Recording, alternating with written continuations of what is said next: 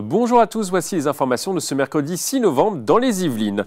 46 communes des Yvelines ont été classées en état de catastrophe naturelle. Cette décision fait suite aux importantes inondations qui ont touché le département entre le 8 et le 13 octobre et entre le 16 et le 20 octobre. Plus d'informations à suivre. À Trappes, un vaste chantier est en cours pour enfouir une partie de la RN10. Objectif, reconnecter les quartiers et fluidifier la circulation. Un projet débuté en 2020 qui entre dans une nouvelle phase. Reportage dans ce journal. Enfin, nous allons parler de bodybuilding. L'Yvinoise Muriel Beauvillain va participer le 17 novembre prochain au championnat univers programmé à Venise en Italie. Ce sera notre interview express. Je vous le disais dans les titres, 46 communes des Yvelines ont été classées en état de catastrophe naturelle. Cette décision fait suite aux importantes inondations qui ont touché le département entre le 8 et le 13 octobre et entre le 16 et le 20 octobre. Dans les communes classées, on retrouve notamment Saint-Rémy-les-Chevreuses, Morpart, Rambouillet ou encore Sartrouville. 23 autres communes ayant fait la demande de reconnaissance de catastrophe naturelle sont encore en attente de décision sur leur dossier. La commission se réunira la semaine prochaine. Le préfet des Yvelines à Montigny-le-Bretonneux, Frédéric Rose, a inauguré une plaque lauréat France 2030 cet après-midi dans l'école 2600, un établissement yvelinois spécialisé dans la cybersécurité fondé en 2021. La structure a bénéficié d'un financement dans le cadre du plan d'investissement France 2030 qui concerne l'innovation, la recherche, l'industrialisation et la formation. À Trappes, un vaste chantier est en cours pour enfouir une partie de la RN10. Objectif, reconnecter les quartiers et fluidifier la circulation. Un projet débuté en 2020 qui entre dans une nouvelle phase. Un reportage de Patrick Jacques de Dixmude et Mathilde Francoux. C'est une route qui voit passer 80 000 véhicules par jour et qui coupe la ville de Trappes en deux. Depuis 2020, la route nationale 10 subit d'importants travaux. Après la première phase marquée par la création d'un giratoire entre la départementale 912 et la RN10, la direction des routes d'Île-de-France entame maintenant la deuxième phase des travaux, l'enfouissement d'une partie de la nationale. On crée une RN10 provisoire, on libère les emprises. L'emprise libérée, elle est donc au sud de la RN10 et elle va nous permettre d'enfouir le sens Rambouillet vers Paris. Troisième trimestre de l'année prochaine, on va commencer à enfouir ce sens-là pour une durée d'à peu près 15 mois, ce qui nous amène jusqu'à fin 2026. Donc fin 2026, on met en service le sens de circulation Rambouillet vers Paris enfoui. Et l'année d'après, en 2027, on fait l'autre sens.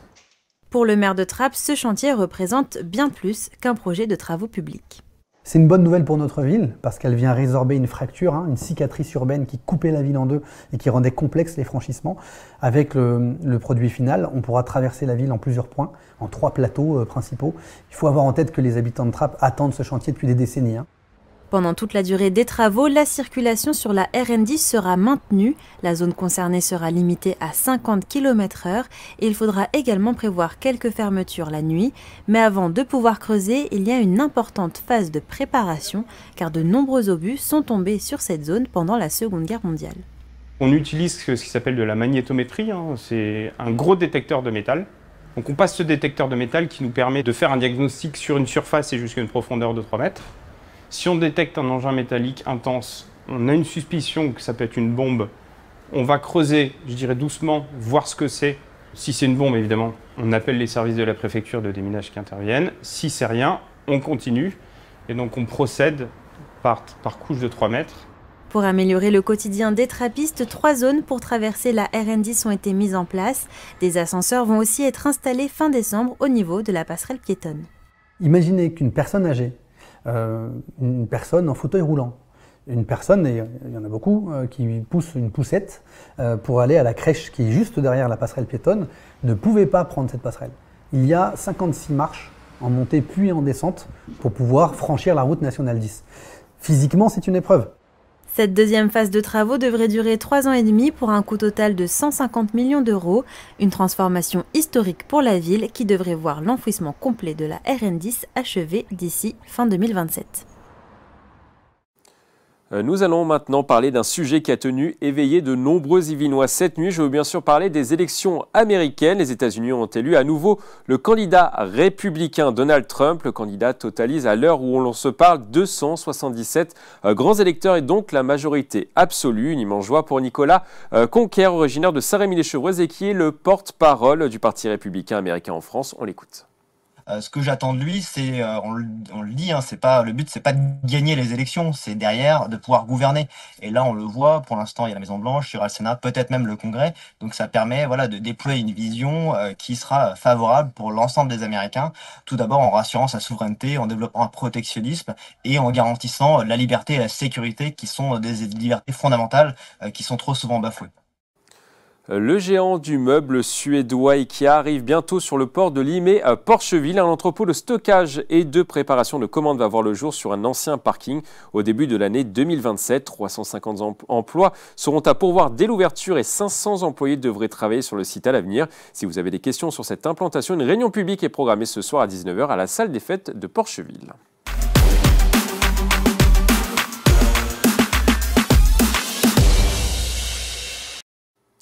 Une nouvelle piste à l'étude pour le futur stade du PSG. Selon nos confrères de l'équipe, s'il quitte le Parc des Princes, le Paris Saint-Germain pourrait décider de construire un stade de 60 000 places sur la commune de Poissy. En effet, le groupe automobile Stellantis pourrait céder un terrain sur son site de production dans les prochaines années et ce serait une option sérieuse pour les dirigeants parisiens. De plus, la structure serait à proximité du centre d'entraînement du club déjà basé à Poissy. Plusieurs sites sont encore en course. Un terrain situé à proximité de l'île de loisirs de Saint-Quentin-en-Yvelines est également à l'étude. Coup de projecteur à présent sur une bodybuildeuse yvelinoise, Muriel Beauvillain. La sportive multiple médaillée dans sa carrière va participer le 17 novembre prochain au championnat Univers qui sont programmés à Venise, une compétition où elle a de grandes ambitions. Interview Express. En ce moment, là, je prépare les championnats Univers parce que je viens de faire la compétition qualificative.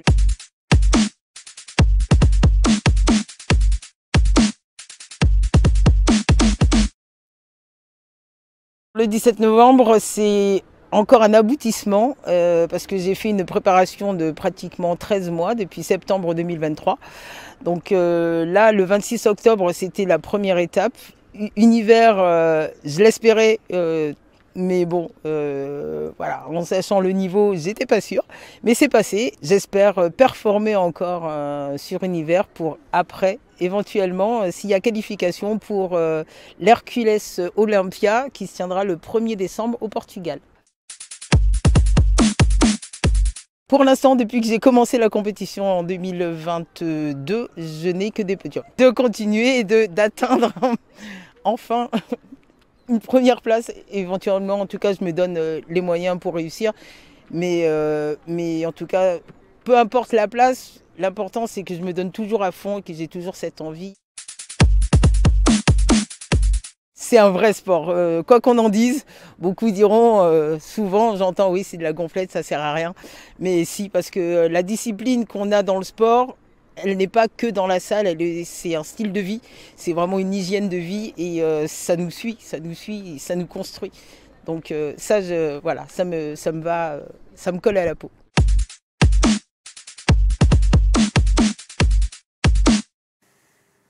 Un combat à noter dans vos agendas. Ibrahim Fofana, licencié chez la Team Farrugia à Elancourt, va combattre ce vendredi à Belgrade en Serbie. Il va affronter le boxeur invaincu, le Congolais Fretas Pembele. Un gros test pour l'Yvelinois. On l'écoute. C'est un adversaire qui est sur 6 combats, 6 victoires, quelques KO je crois, et ça va être un combat dur, mais on va être prêt le jour J. Globalement, je me sens bien. Là, pour l'instant, on n'est pas encore dans la fin de la prépa, donc je pense que je me sentirai encore mieux une fois que ça sera passé. Mais sinon, pour l'instant, je me sens bien et tout est fait en sorte pour que ça se passe bien. En cyclisme, Michel Callot, l'actuel président de la Fédération française de cyclisme, vient d'annoncer via les réseaux sociaux sa volonté de représenter pour un 3e mandat consécutif à la présidence de la FFC. Élu depuis 2017, il avait succédé à David Lapartien. Les élections auront lieu le 14 décembre prochain. Il sera opposé à Teodoro Bartuccio, président de l'association Mon Vélo est une vie. Pour rappel, le siège de la Fédération française de cyclisme est situé au Vélodrome national de Saint-Quentin-en-Yvelines depuis janvier 2014. Enfin, du cyclisme sur piste pour terminer. Après les Jeux Olympiques de Paris 2024, le Vélodrome national de Saint-Quentin-en-Yvelines va accueillir une nouvelle compétition internationale. La structure va accueillir le 23 novembre prochain l'UCI Track Champions League pour la 3e année consécutive. Une compétition qui réunira les meilleurs pistards du moment, dont certains pistards français présents au JO. La billetterie est ouverte sur le site du Vélodrome national. C'est la fin de ce journal. Merci de l'avoir suivi. Très belle soirée sur TV78.